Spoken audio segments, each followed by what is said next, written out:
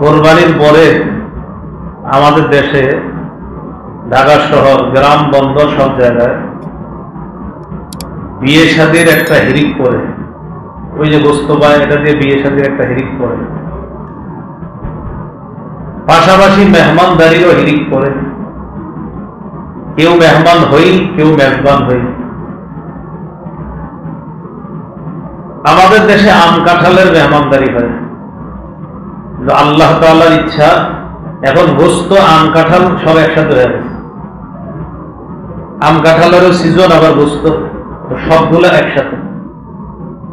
এটা অবশ্যই মেজবানের জন্য একটা আল্লাহর পক্ষ থেকে দয়া, যে আলাদা মেহমানদারি আর করা লাগে নাই, একসাথে হয়ে গেছে। একসাথে হওয়া আর আমরা মেহমান হওয়া এবং মেজবান হওয়া উভয়টা সুন্নত মোতাবেক হতে হবে। এখন সিজন চলতেছে মেহমানদারি। এই মেহমানদারি যেন সুন্নাহ মোতাবেক হয়, এটা আমাদের সকলের মাথায় থাকা। সুন্নাহ বহির্ভূত যদি হয়, তাহলে মেহমানদারির যে বরকত, যে ফজিলত, এই ফজিলত থেকে আমরা মাহরুম হব। আল্লাহ আমাদেরকে হেফাজত করেন। মেহমানদারি সম্পর্কে 8টি কথা বলবো। 1, ইব্রাহিম নবীর মেহমানদারি। 2, রাসূলুল্লাহ সাল্লাল্লাহু আলাইহি সাল্লামের মেহমানদারি। 3, সাহাবায়ে কেরামের মেহমানদারি। 4, মেহমানদারির গুরুত্ব। 5, মেহমানদারির ফজিলত। 6, মেহমানদারির খাবারে বরকত। 7, মেজবানের করণীয়। 8, মেহমানের করণীয়। এই 8টি কথা হবে, মনোযোগ সহকারে শুনবো। আল্লাহ আমাদের সকলকে আমলের নিয়তে শোনার তৌফিক দান করুন। একটু মন দিয়ে শুনলেন ঘটনাটা, একটু মনে রাখবেন। বলেন, আশ্চর্য মেহমানদারি। বাংলাটা কি? এই মেহমানদারিটা হবে আশ্চর্য মেহমানদারি।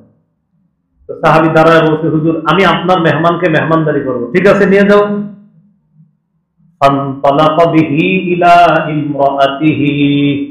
মেহমানকে নিয়ে বাসায় গেছে। বিবির কাছে গিয়ে বলতেছে, আকরিমি দাইফা রাসূলিল্লাহি সাল্লাল্লাহু আলাইহি ওয়াসাল্লাম। বাসায় মেহমান নিয়ে আসছি, সাধারণ মেহমান না, আল্লাহর নবীর মেহমান। যথাযথ সম্মান করবা। বাসায় কি আছে খুব খাতিরদারি করতে হবে, কারণ এটা আমার মেহমান না, এটা নবীর মেহমান। বিবি কয়, আপনি এটা কি করলেন? কেন? মা ইনদানা ইল্লা কুতুসি বিয়ানিনা ওয়া ফি রিওয়ায়াতিন ইল্লা কুতুসি বিয়ানি ওয়া ফি রিওয়ায়াতিন ইল্লা কুতুসি বিয়ান। ঘরে তো বাচ্চাদের খাবার ছাড়া আর খাবার নেই। নবীর বিবিরা বলছে, পানি ছাড়া কিছু নাই। যে সাহাবী মেহমানদের নিয়ে গেছে, তার বিবি কয়, বাচ্চাদের খাবার ছাড়া ঘরে খাবার নাই, আপনি কি করছেন? সাহাবী বললেন, চুপচাপ শোনো, আমি যা বলি। 1 নাম্বার, হাইয়ি তাআমাক, বাচ্চাদের খাবারটাই ভালোভাবে তৈরি করো, এটাই মেহমানদের দিন। 2 নাম্বার, ওয়ানাবিমি সিবিয়ানাক, বাচ্চাদেরকে ছলে বলে ভুলায়া বালায়া ঘুম পাড়ায় দাও। আপনি খাওয়ানো লাগবে না, যেমনি পারো ঘুম পাড়াও। 3 নাম্বার, ওয়াফি সিরাজাক, বাতিটা নিভায়া দিবা। 1, বাচ্চাদের খাবারটাই তৈরি করো। 2, বাচ্চাদেরকে ঘুম পাড়াও। 3, বাতি নিভায়া দাও। বিবি কয়, বাতি নিভানোর কৌশল কি হবে? বাতিটা তুমি যখন নিভাবা, প্রথমে তো জ্বালানো অবস্থায় থাকবে, এটা তুমি ঠিক করতে চাইবা, কোনো কারণে বাতিটা নিভে যাবে, এরপর তুমি খালি ঠিক করতে চাইবা, কিন্তু ঠিক হবে না। মেহমানের খাবার যতক্ষণ চলবে ততক্ষণ ঠিক করতে চাইবা, কিন্তু ঠিক হবে না। তুমি ঠিক করার অভিনয় করবা, কিন্তু ঠিক হবে না। আর তুমি তো জানো এটা ঠিক কিভাবে করতে হবে, কিন্তু তুমি খালি চেষ্টা করবা, কিন্তু ঠিক হবে না। তো স্ত্রী কথা শোনার পর বাস হাইয়া আত্তাআমাহা ওয়া নাওয়ামাস সিবিয়ানাহা ওয়া আসলাহাত সিরাজাহা, বাচ্চাদেরকে ঘুম পাড়ায় দিয়েছে, খাবার প্রস্তুত করছে, প্রথমে বাতিটা জ্বালাইছে, জ্বালানোর পর সুম্মা কামাত কাআন্নাহা তাসলুহু সিরাজাহা ফাআতফাআতহু, বাতিটা জ্বালানোর কৌশলে উনি কি করলেন? দাঁড়াইলেন, যে বাতিটা একটু জ্বালাবো, জ্বালায় এটা আবার দেখি কোনো সমস্যা আছে কিনা। ওই সমস্যা দেখতে গিয়ে হঠাৎ নিভে গেছে। আহা, বাতিটা নিভে গেল, এবার খালি ঠিক করতেছে, ঠিক হয় না, ঠিক করতেছে, ঠিক হয় না। মেহমানের সামনে খাবার, আর ওই জামানায় মেহমানরা ছিল এমন যে মেজবান ছাড়া খাবে না, আপনি খাইতে হবে। মেহমান কি করলেন? স্বামী আর স্ত্রী, স্বামী তার স্ত্রীকে বললেন, আমরা দুইজনও মুখ নাড়ায় নাড়ায় অন্ধকারে অভিনয় করতে হবে, যেন মেহমান বুঝে আমরাও খাইতেছি। হাদিসে ফাজআলা ইউরিয়ানিহি আন্নাহুমা ইয়াকুলান, এই দুইজন মেহমানদের দেখাইতেছে যে আপনি খান আমরাও খাইতেছি। খাবার শেষ, বাতিও ঠিক হয়ে গেছে। ফালাম্মা আসবাহা গাদা ইলা রাসূলিল্লাহি সাল্লাল্লাহু আলাইহি ওয়াসাল্লাম, সকালবেলা সাহাবী নবীর কাছে গেছে, মেজবান সাহাবী নবীজির কাছে গেছে।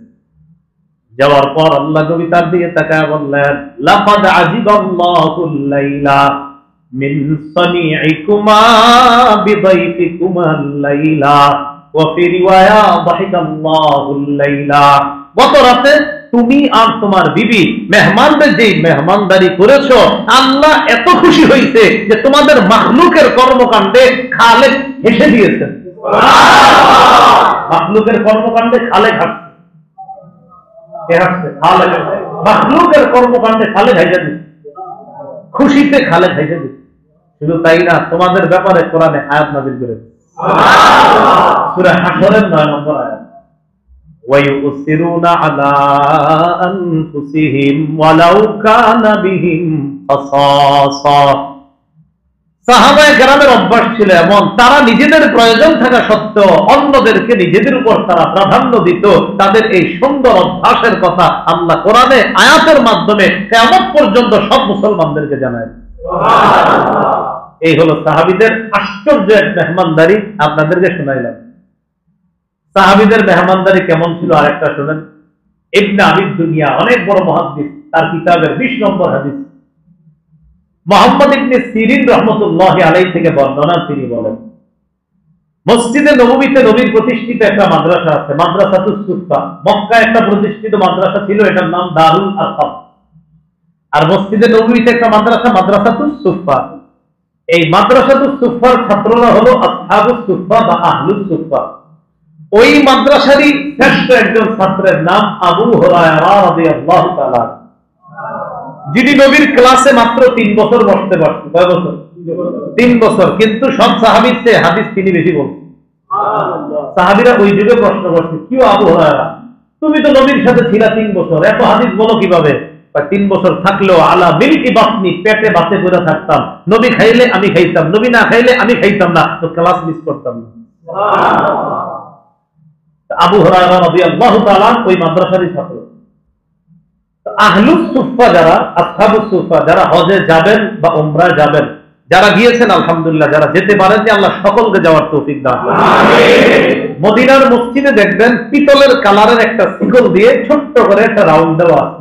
ওই ছোট্ট জায়গাটা, ওই জায়গায় নবীজি ক্লাস করতেন আর সাহাবীরা নবীর দর্শে বসতেন, ক্লাসের মধ্যে বসতেন। এখনো ওই চিহ্ন আছে, স্মৃতি আছে। তো কানা আহলুস সুফাতি ইযা আমসাও, ওই আহলুস সুফা বা নবীজির ওই ছাত্র যারা ওই মাদ্রাসায় পড়তেন, রাতের বেলা যখন হইতো, রাতের বেলা প্রতিদিন, ইনতালাকার রাজুলু বির রাজুলি ওয়ার রাজুলু বির রাজুলাইন ওয়ার রাজুলু বিল খামসা, একজন সাহাবী ওই মাদ্রাসার একজন ছাত্রকে বাসায় নিয়ে যাইতেন, কেউ নিয়ে যাইতেন 2 জন, কেউ নিয়ে যাইতেন 5 জন। আমাদের গ্রামগঞ্জে এখন আছে জায়গির, জায়গির, লজিং, লজিং, এদিকে লজিং সিস্টেম তো এখন মনে নাই, সব হয়ে গেছে মদনপুর। এখনো দেখবেন একটু ওই পাশে গেলে দেখবেন লজিং বা জায়গির পেতে পারেন। এই যে জায়গির বা লজিং, এটা হুজুরদের বানানো না, এটা ওই রাসূলের যুগ থেকে আসে। এক সাহাবী একজনকে নিতেন, কেউ নিতেন 2 জন, কেউ নিতেন 5 জন। এবার দেখেন কি বলি, ফাআম্মা সাদ ইবনে উবাদা ফাকানা ইয়ানতালিকু বিসামানিনা কুল্লা লাইলা। নবীর একজন সাহাবী নাম সাদ ইবনে উবাদা, এই সাহাবী প্রতি রাতে 1 জন, 2 জন, 3 জন, 5 জন না 80 জন সাহাবীর মেহমানদারি করতেন। প্রতি রাতে 80 জন। এজন্য মাঝে মাঝে আপনারা একজনে মাদ্রাসা সব ছাত্রদেরকে খাওয়াই দিবেন। খাওয়ান তো মাশাআল্লাহ, মাঝে মাঝে একা খাওয়াই দিবেন। কেউ নিয়তে যে নবীর সাহাবী সাদ ইবনে উবাদা একদিনে 80 জনকে খাওয়াইতো। হুজুর আমি চুপে চুপে এসে বলবেন আজকে আমি মেহমানদারি করলাম, তাহলে বলা দরকার নেই, ছাত্রদেরকে খাওয়াই দিবেন। এই মাদ্রাসায় ভোট দিতে হবে এমন বলছি না, আপনার যেখানে পছন্দ জরুরি না। এখানে এলাকাবাসী যদি এখানে দিবেন, অন্য এলাকাবাসী অন্য এলাকায় দিয়ে, যেখানে আপনি মাঝে মাঝে সাহাবীরা এমন করতেন যে 80 জন সাহাবীর মেহমানদারি এক বেলা করতেন এক সাহাবী। তা আপনি মাঝে মাঝে এমন করবেন যে চুপি চুপি এসে মাদ্রাসার বড় হুজুরকে বলবেন আমি আজকে 80-90 জন ছাত্রের মেহমানদারি করতে চাই, আপনি কারো বলা দরকার নেই, হুজুর নেন আপনি মেহমানদারি করে দিন। আল্লাহ আমাদেরকে কথাগুলো বুঝার তৌফিক দান করুন। এই হলো সাহাবীদের মেহমানদারি। আরেকটা বর্ণনা শুনেন ইবনে আবিদ দুনিয়া, ওই তার কিতাবের 49 নম্বর হাদিস আছে। আব্দুল্লাহ ইবনে ওমর রাদিয়াল্লাহু তাআলা আনহুর বর্ণনা, আহাব্বুত তাআমি ইলাল্লাহ মা কাসরাত আলাইহিল আইদি। আল্লাহর কাছে ওই খাবার সবচেয়ে পছন্দের যেই খাবারে হাত বেশি পড়ে, মানে যেই খাবারে মেহমান বেশি হয়, ওই খাবার আল্লাহর কাছে সবচেয়ে পছন্দের। এই গেল সাহাবীদের মেহমানদারি। সাহাবীদের মেহমানদারি সম্পর্কে কয়েকটি বর্ণনা শুনি। সহিহ বুখারীর বর্ণনা 3798 নম্বর হাদিস। হাদিসের বর্ণনাকারী আবু হুরায়রা রাদিয়াল্লাহু তাআলা তিনি বলেন, আন্না রাজুলান আতান নবী সাল্লাল্লাহু আলাইহি ওয়াসাল্লাম, এক ব্যক্তি রাসূলুল্লাহ সাল্লাল্লাহু আলাইহি সাল্লামের কাছে আসে। তো নবীজির নিয়ম ছিল কেউ আসলে তার মেহমানদারি করা। ফাবাআসা ইলা নিসাইহি, বিবিদের কাছে সংবাদ পাঠাইছে, দেখো তো তাদের ঘরে খাবার আছে কিনা মেহমানদারি করার মতো।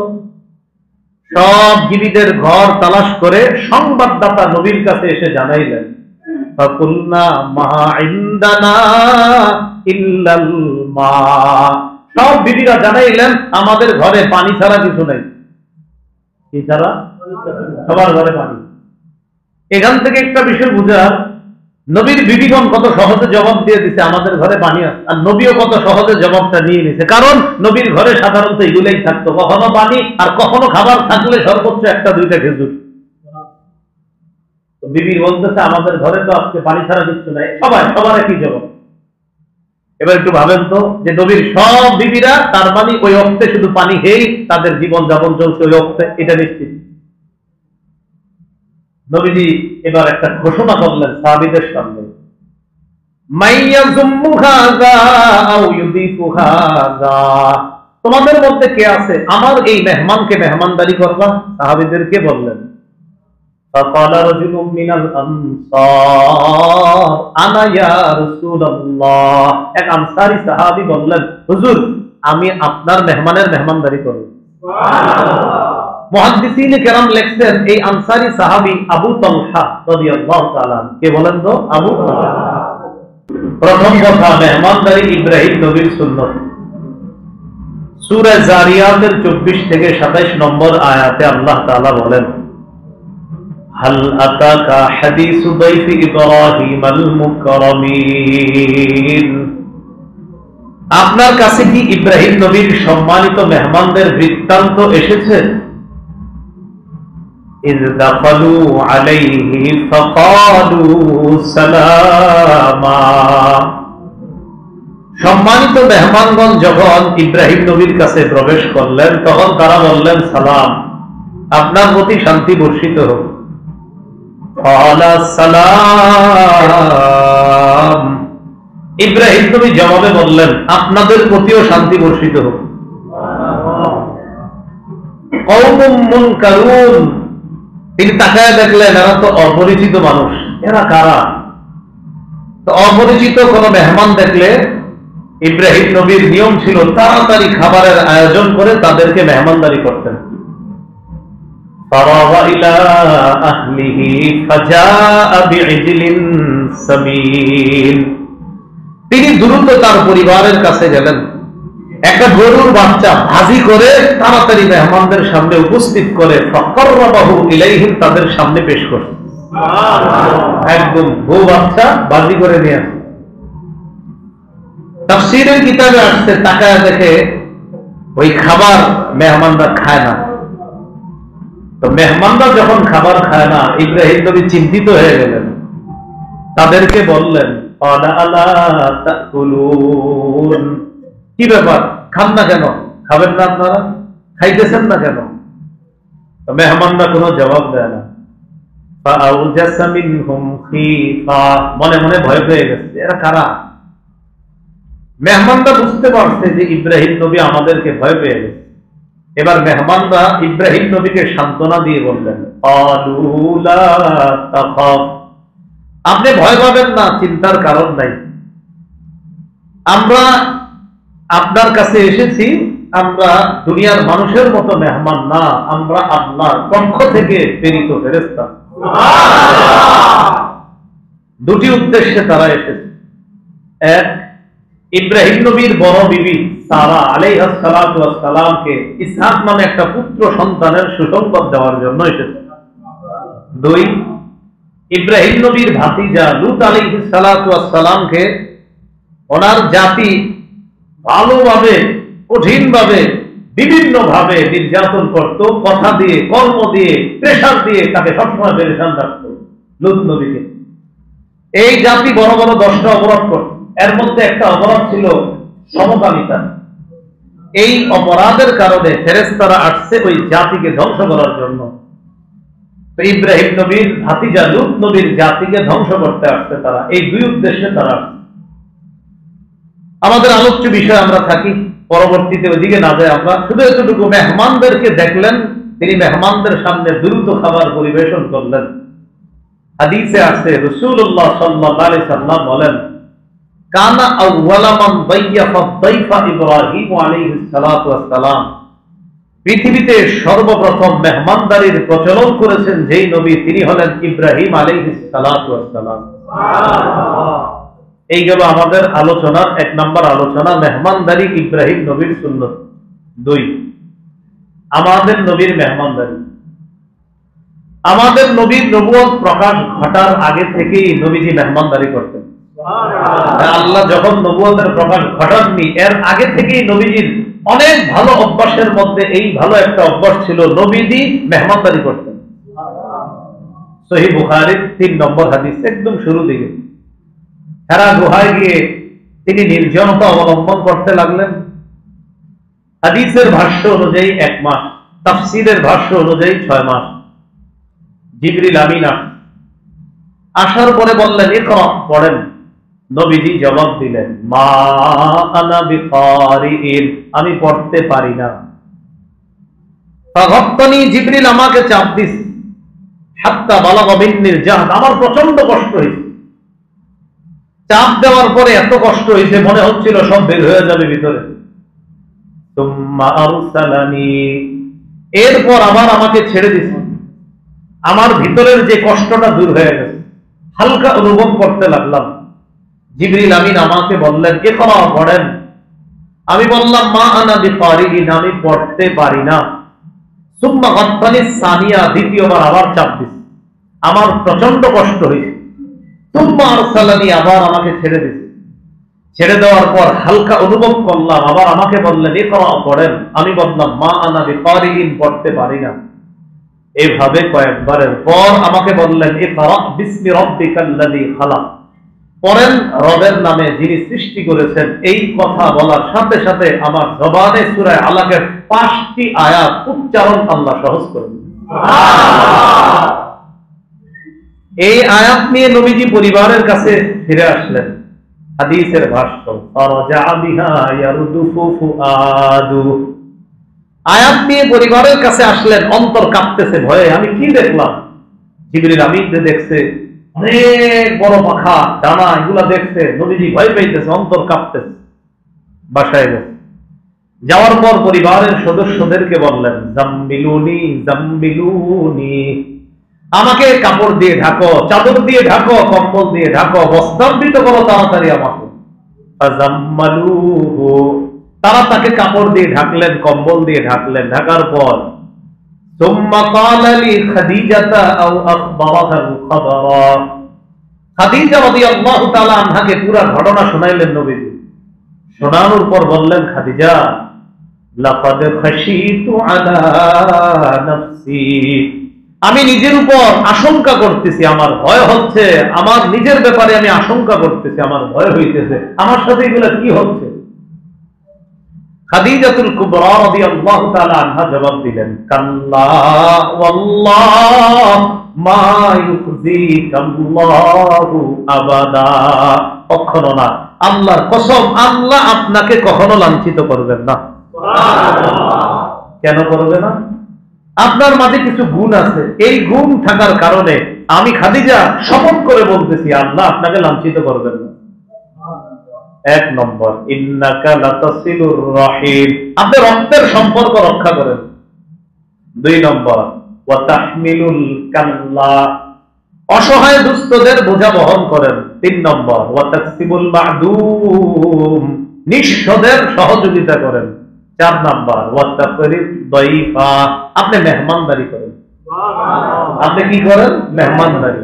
পাঁচ নম্বর, ওয়া তুঈনু আলা নাওয়াইবিল হাক, সত্যের পথে চলতে গিয়ে যারা বিপদগ্রস্ত হয় তাদেরকে আপনি সহযোগিতা করেন। এই গুণ আপনার মাঝে আছে। এই আশ্চর্য গুণ সাধারণ সব মানুষের মাঝে থাকে না, একটা থাকলে তো আরেকটা থাকে না, তো আপনার মাঝে সবগুলা পরিপূর্ণ আছে। তাই আমি বলতেছি আল্লাহর কসম, আল্লাহ আপনাকে লাঞ্ছিত করবেন না। এই গুণগুলোর মধ্যে একটা ছিল মেহমানদারি করা। কি করা বলেন তো? এখান থেকে বোঝা যায় মেহমানদারি যে করে তার উপর আল্লাহর রহম থাকে, তার উপর আল্লাহর রহমত থাকে আলাদা। তাহলে আমাদের আলোচ্য বিষয়ের দ্বিতীয় আলোচনা গেল নবীর মেহমানদারি।